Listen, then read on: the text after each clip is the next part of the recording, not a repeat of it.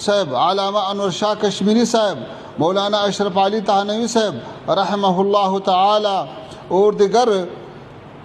علماء کرام کے کتب اور علمی فیض سے اساتذہ استفادہ کرتے ہیں، اور ان حدیث کی روایت کے سند مولانا حسین احمد مدنی صاحب، حضرت شیخ الہند صاحب، مولانا رشید احمد گنگوہی صاحب، مولانا قاسم نانتوی صاحب، شاہ محمد اسحاق صاحب اور شاہ عبدالعزیز صاحب رحمہ اللہ تعالیٰ کے نامون سے وابستہ ہے، تو دوسری جانب ہندوستان کے اکثر علمی خانوادوں کے جڑے افغانستان تک پہنچتے ہیں۔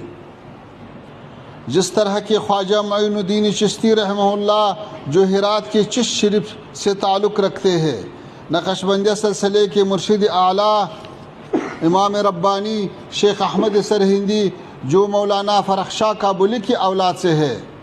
اسی طرح مرزاہد ہیروی ہے جن کا اصلاً تعلق افغانستان کے علاقے ہرات سے ہے۔ یہ حقیقت ہمیں اس بات کی جانب متوجہ کرتے ہیں کہ افغانستان اور ہندوستان کے اسلامی سماج کے درمیان روابط صرف عقیدے، فکر اور منہج کے اعتبار سے نہیں بلکہ سیاسی، علمی اور تاریخی قابل فخر مشترکات کے اعتبار سے بہت مضبوط ہے۔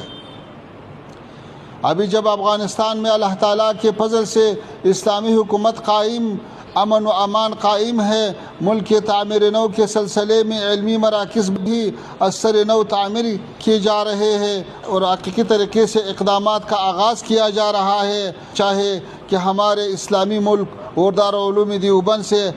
اس طرح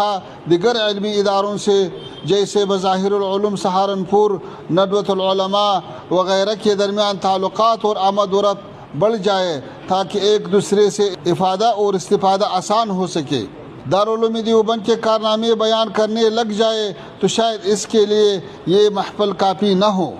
مختصر اتنا کہوں گا کہ یہ دارالعلوم پوری امت مسلمہ خصوصاً جنوبی ایشیا کے مسلمانوں پر اللہ تعالیٰ کا بڑا احسان ہے۔